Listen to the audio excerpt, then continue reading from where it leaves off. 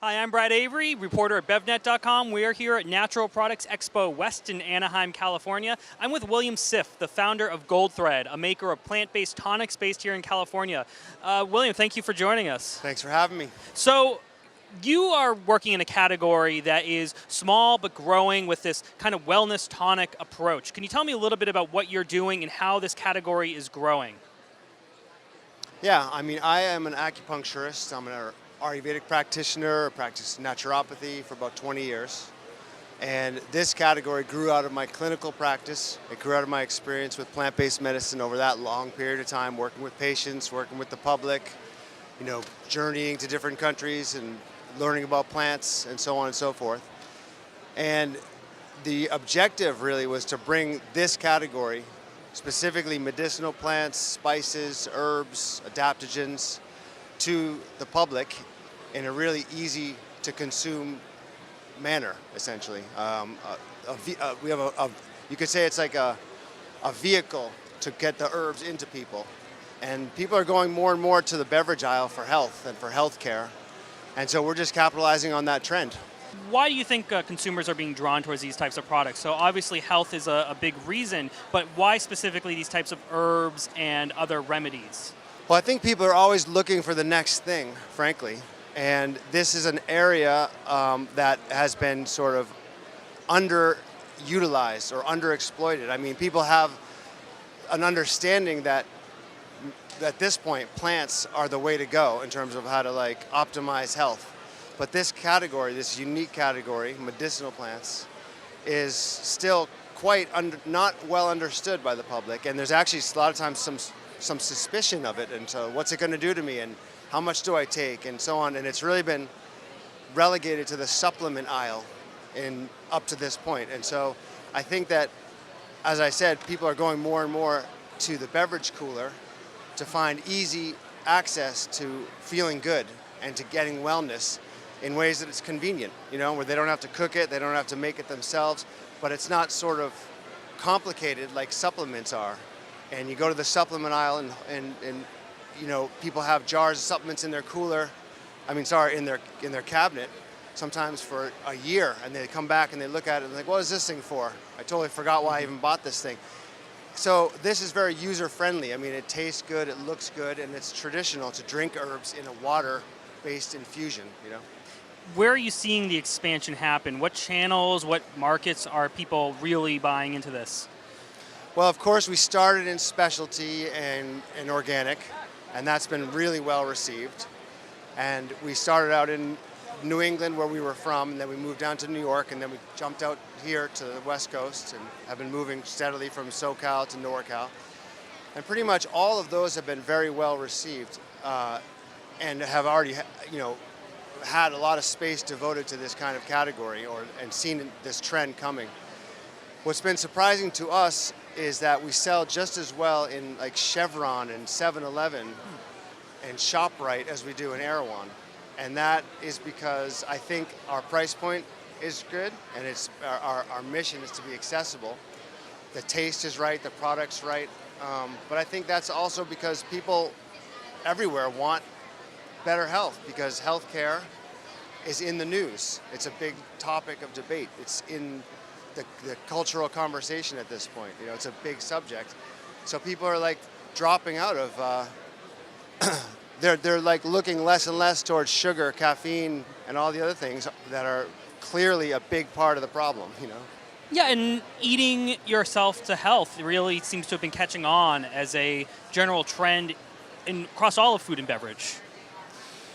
Yeah, I mean, the idea basically that healthcare is in our hands and that it's a lot less expensive to prevent healthcare issues from forming in the first place is definitely seeping into the collective consciousness for very good reason, because people are having a very difficult time affording and navigating the healthcare system. And so anything that we can do to take the power of health back into our own hands is being very well received, both by customers and in the industry in general. So do you see consumers not needing much education, or are you still pushing hard on informing consumers and in marketing pushes?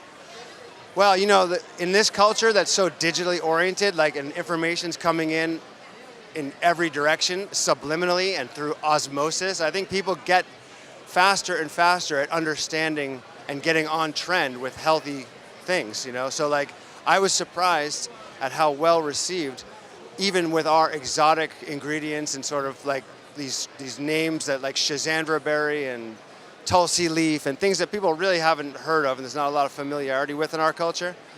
People are hearing it enough times in enough places that they kind of already get it. They're getting it faster and faster. But that not to say we don't have a substantial need to educate, because we are building a new category, and this category is at once familiar. We have some ingredients like mint, and everyone knows that.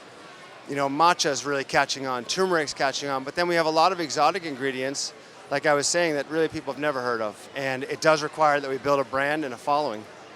Yeah, tell me a little bit about innovating there. I know that you're premiering at the show this mint flavor, and how is your portfolio really beginning to take form, and are the flavors that you choose all playing different roles? I'm very interested in, like, healthcare from the standpoint of optimization. And so a lot of our SKUs, like the mint condition, it's built, this one in particular, for example, it's built off of a plant called Greek mountain mint, or Greek mountain tea. This is one of the plants that's consumed on a daily basis by people in one of the blue zones. Have you heard of the blue zones? No, I haven't. Blue zones it's a large scale study, and it encompasses a lot of different countries, and it's basically studying people who have kind of uncommon longevity, who live in their 80s, their 90s, in, like, proportionality way higher than, like, a Western country, for example. And not only are they living longer, but they're living better. So they don't lose their cognitive functions. They are still able to basically be vital. They can exercise, they move around, they're happy. And so one of the places in which that is occurring is in the Mediterranean region. And in part it's because of their diet, and in part it's because of they consume plants, medicinal plants like Greek mountain mint on a regular basis. And so one thing that all of the blue zone countries or regions have in common is they all make it a habit of consuming medicinal herbs and spices along with a healthy diet and a whole bunch of other good habits of lifestyle. And so a lot of our SKUs are actually built around a particular tonic or a really important plant to a culture that confers some of these traits of longevity and, into old age. And so that's another way we choose, and a whole bunch of other reasons, Going back to something you mentioned earlier about this product being in 7-Eleven and doing just as well there, I'm really curious about the mainstreaming potential of this. And not only are consumers going to a 7-Eleven to pick up their Goldthread, but buyers are interested and retailers want to bring in these healthy products. Could you talk a little bit more about reaching these more conventional or C-store channels with this product? Well, one thing I was also surprised about as we moved along is they're reaching out to us. Actually, I think that they are very much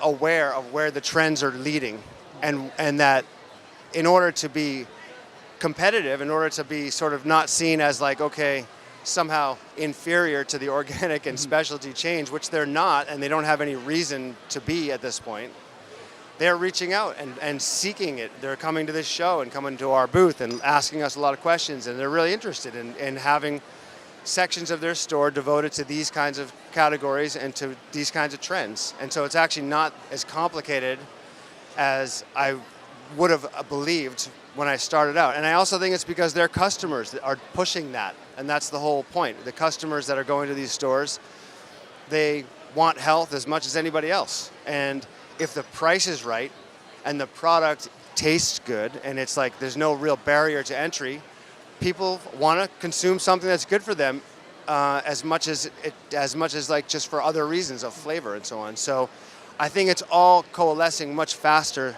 these days than even a few years ago when we started out. And so with all this in mind, where do you go from here? Where are you hoping to take Goldthread this year and next year? Well, a lot of the things that we've mentioned. I mean, it's building out the organic and specialty further up, we're moving up the coast, the West Coast, and the places where it's like a little bit less of a hard sell because the health trends are already like here. At the same time, the conventional chain and that whole dimension is really where a lot of our focus is going to be in this coming year, 2019 and 2020, because of the success that we're having in these chains, because of like the way that we're being received in places like Wegmans and ShopRite and so on. Is like no reason not to continue to move in that direction and have our sales teams moving out there in those avenues. The success is predicated upon reaching the most amount of people. And our mission as a company is to make this accessible. We never really wanted to set out and have a beverage that was exclusive or some kind of niche thing that you could only get in like certain parts of New York City or like in really high-end specialty places in LA. We want everyone to have it, So like Target, I'm excited about them and what could happen there. And the cafes that are in these places that most of America is going to is where I want to be, basically. Well, William, thank you so much. This has been fantastic. I hope you have a good show. Thanks a lot. We're having a great show. Thanks for coming by.